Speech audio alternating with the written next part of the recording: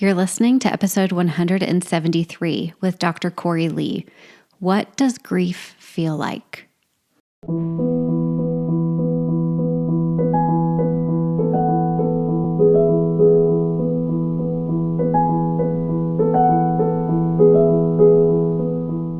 Hello, my friends. Welcome to Child Life on Call. This podcast is a safe place for parents to share their stories about what it's like to have a child that has a medical experience, diagnosis, disease, and or everything in between. We know there's power in sharing stories, and that power multiplies when you can listen to other parents who have walked a similar path to yours. Giving and getting advice is great, but hearing how another parent navigates the complexities and nuances of healthcare is even better. As a child life specialist, my role is to support, validate, and provide emotionally safe spaces for kids and their families, and I am so honored to be on this journey with you. In addition to parent stories, we sprinkle in some expert episodes every now and again that have content for both parents and professionals in the field of healthcare, all with the mission to empower parents to be confident advocates and partners with the care team during healthcare experiences. We're so glad you're here. Hello, my friends. I'm so happy that you're here today. I am Katie. I am your certified child life specialist, your friendly neighborhood certified child life specialist, and the host and CEO of Child Life on Call. And we're so grateful that you're here. And I know you're not going to want to miss this very quicker than normal episode, but it's because we wanted to deliver to you so much packed in a short amount of time. We know that you're busy.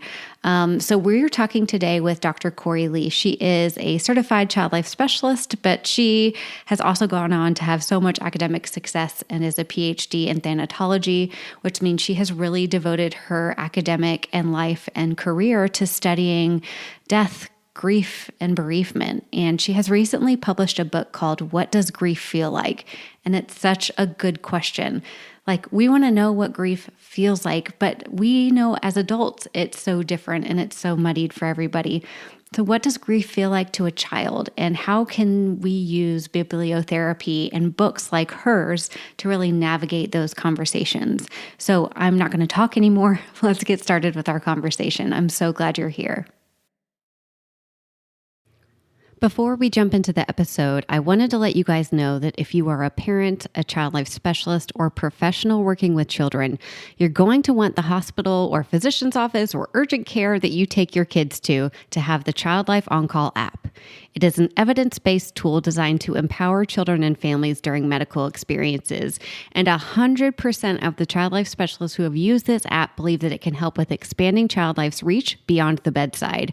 And 100% of child life specialists believe it helps parents feel more empowered in their child's care. Learn how to get the Child Life On Call app for your facility or doctor's office by going to childlifeoncall.com/partners.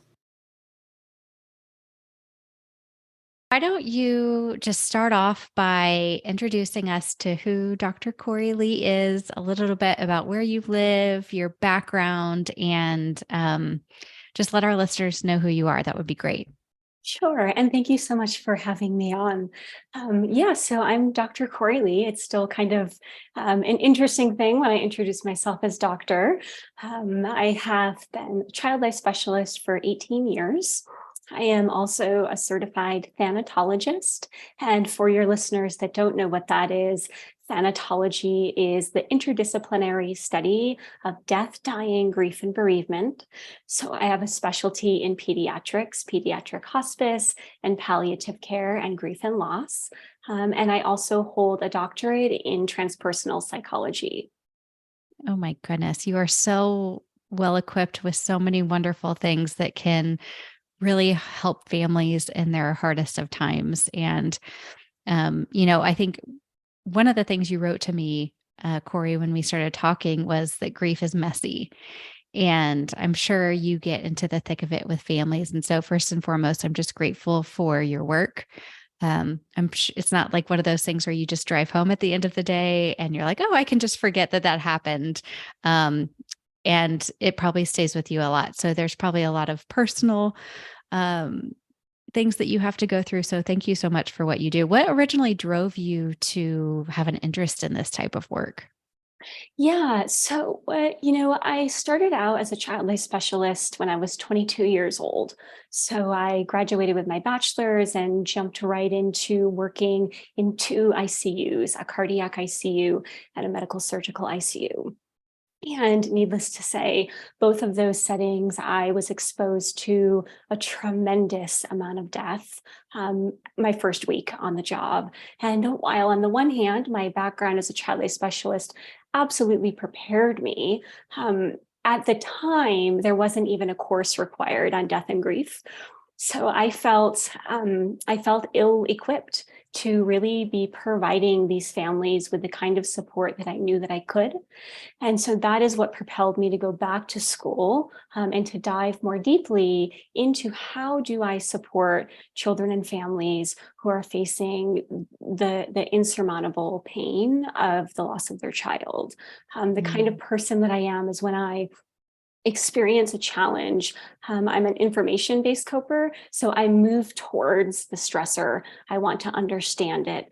And that is what happened in my lived experience as a child life specialist. That's such an important part. I too, like from the beginning, the first death of a family that I supported to the most recent, there's so much growth that happens there. Um, and there's still times where I am like, am I equipped to do this? And I wonder if just as humans, if that ever goes away, or do you walk into I mean, you're so well prepared now, but does that ever come up for you that like, oh my gosh, am I doing and saying the right thing? Does that ever go away? Oh, it never goes away. I think if it does go away, there should be a lot of inquiry and reflection as to if it's still the right fit. Yeah. I think in my years of experience and my training, I'm also a university professor, so I teach courses on death and grief. All of these academic degrees and experiences have just helped me become more comfortable in the uncomfortable. Mm. Oh, And yeah. and at the end of the day, I ask myself repeatedly, was that the best way that I could have framed that? Is Yeah. there a better way? If I could do it again, maybe I would have said it this way or that way. And this book is really the culmination of those experiences that I had with families. Thank you for sharing that. Yeah. So it's an exciting day today. Do you want to tell us what launches today? Yeah. So my very first book, titled What Does Grief Feel Like, launches into the world today. Yay, This congratulations. Thank you so much. It happened really, really quickly on one hand, and on the other, this has been a years long process. I had thought about writing a book for about 5 years, and in the middle of the pandemic in 2020, I guess that the stars aligned so that I had the space to just sit down and write it. So I wrote the manuscript in August of 2020, and it is just today launched into the world. So the traditional publishing of a book is a very long process, and I'm so grateful to see it in the world today. Yeah, absolutely. And what's exciting is that we're going to have you come on actually to the Child Life Circle in a little bit and talk about that whole publishing process, hopefully, and just learn from you. But this book is really it's geared towards kids. And I think we know when we're writing a children's book that we're also writing it for parents, as talking points and communication topics that they can bring up. What is your book like? Kind of walk us through some of the things that you teach both kids and families without giving away the whole thing. Of course, that nothing's going to replace us wanting to go and buy and look at your book and have it as a resource for ourselves. But talk to us a little bit about what's in your book. Yeah, so What Does Grief Feel Like is written to be used as a psychotherapeutic tool. And what that means is that the book is written both to be read to and with a child, but also for the adult reading it with the child to ask questions to help the child better understand their experience. And when I was creating this book, I really thought about that parental or caregiver, the adult experience. So often, parents are asking me questions. What do I say? How do I frame this? How do I ask these questions of my child. And so embedded into the book, every few pages are direct, open-ended questions that the reader can ask the child and answer together. The very first page opens with concrete language: someone that I love has died. And the question to pair with that is, has someone you loved died? What was their name? Who were they? And the story continues in that kind of a narrative. It's a very supportive book. It's very open-ended. It's written specifically for children under the age of 8. But I'll also say that I've had many pre-readers, people that don't have children or even work with children, have read it, and they've come back with the feedback that this has helped them in their grief. And on a personal note, in August of 2020, I was grieving a very profound loss, and it was the 1-year anniversary of that loss. And as I reflected on my own grief process, I had really wished that someone could just sit with me and ask me really simple questions to help me better understand what was my grieving experience like for me. And that was another aspect that I really tried to include in the book. And in the back of the book, there is a caregiver guide. And that guide is simple, concrete information. It's not too many pages, but it provides enough information so that parents, teachers, school counselors can understand what grief looks like through a child's eyes, what behaviors are common, and different techniques and strategies to help children cope with their grief. How beautiful. What a gift. That was going to be my next question is, who can read this book with kids? And you answered it, both parents, caregivers, trusted adults in kids' lives. Is there a good time? I mean, I know for my family, our reading book time really comes at the end of the day, which kind of coincides with our fears about sleep and being alone in our room and darkness. And sometimes my son will ask, just the heaviest questions at night. And sometimes they mean a lot and sometimes they don't mean anything at all. What is your recommendation for when is a good time to read this book? And is this something we read before a loved one dies or after someone dies? What's the time and the place to read this? Yeah. So one thing that I'll say about this book, and really any book out there about grief, there is no perfect book. And these kind of conversations take place over time. And so on the one hand, this book is written to address the death of a person.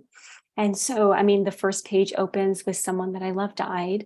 So it is written and designed to be read after a child understands that a death has happened. And there are a few pages in the back of the book that help parents find the language for talking with children about death. But a part of this book that I think is really powerful is the impact that it can have if used in a psychotherapeutic way. So ideally, the book can be used and read with a child, and then it can be paired with an activity to help really integrate what's been learned and understood through the book. There are some pages in the book that talk about how grief is felt in the body, how it feels as a color, as a shape, as a size. And so pairing that with some art activities to help the child really be able to express what their grief feels like. So it can happen in the middle of the day, in a school setting, in a group setting. It can certainly happen at the end of the night as a place, as you had stated, those are when the big questions come up. And then maybe the activity or some of the breathing exercises that are offered can be paired with that the next day or as a continuation, because these conversations will continue throughout a child's lifetime. Oh, that's such a good tool to use. It's true because, we say conversations and that doesn't always just mean talking and verbal. Sometimes those conversations continue through art, continue through play, continue with those nonverbal parts. And I think that's beautiful advice. Where can people go order this book? You said it's written for kids who are under 8. Does that mean that we shouldn't read it to older kids, or what's kind of your thought about the best place for parents to go get it and when to start reading it? Yeah. So developmentally, cognitively speaking, I wrote the text for pre-operational and early concrete learners, so under the age of 8. However, I have had school age kids and tweens read it and find it really, really helpful. So I Right. think I always just lean back on parents know their kids and teens the best. If you read this book and you're like, my kid's going to look at this and think this is for a baby, maybe Mhm. not. Yeah. And then the other thing that I've tried and found a lot of success with, particularly with books like this, is asking older kids, hey, can you take a look at this and let me know what you think? Like, Yeah. how would you change this? Or when you were a younger kid, would you have liked this? So really getting their feedback and their input can also be a way of exposing them to the book without sitting down and reading it with them and to them. That being said, you can purchase this book anywhere where books are purchased. It is published with Free Spirit Publications, which is the largest publisher of social emotional books in the country. So pretty much every school district in the country has Free Spirit books. So you can order it directly from the publisher. And I do have a 20% off code that I can provide to you. So if you order it from the publisher, you get that 20% off. If you prefer to, order it from a place like Bookshop, which is my preference, because when you make an account with Bookshop, you can actually choose your local indie bookstore, and proceeds from all of the books in Bookshop go directly to your indie bookstore. And I do Wow. have a link for that, but you can order it on Amazon, Target, Walmart, Barnes and Noble. It's available in the United Kingdom. It's available in Europe and Australia. You can really just type in, what does grief feel like book, Korie Leigh, and you decide where you want to purchase it from. Amazing. Well, congratulations. Your heart, your soul, your wisdom has all gone into this book. And what a beautiful, tangible tool that you've given to so many families. So thank you so much, Dr. Korie Leigh, for being here on the podcast, sharing this with families. And I think I want to talk a little bit. I know what the book looks like, the cover, the illustrations. Um, you look at it and you feel calm. You look at it and you see the illustrations, and they're just beautiful. So, congratulations on all that you've done. And we're so grateful to now have this resource as professionals and as parents who have a lot of. I know sometimes I get that like, uh-oh feeling in my belly when I have to talk about a complex topic with my kids. And so, a tool like this just makes it so much easier. So, thank you. Yeah, and thank you so much for allowing me to come and talk with your listeners. And if anyone reads the book and you have feedback, or I would just love to know how families are using it, how professionals are using it. So please do share. Awesome. And then if we can find you on Instagram, TikTok, Twitter, where's the other great place to find other resources that you create? Yeah, so I am on all of those: TikTok, Instagram, Twitter, and my handle is at Dr. Korie Leigh. And I do have a website, which is KorieLeighPhD.com. Awesome. Well, thank you so much. And I can't wait to read the book. Thank you.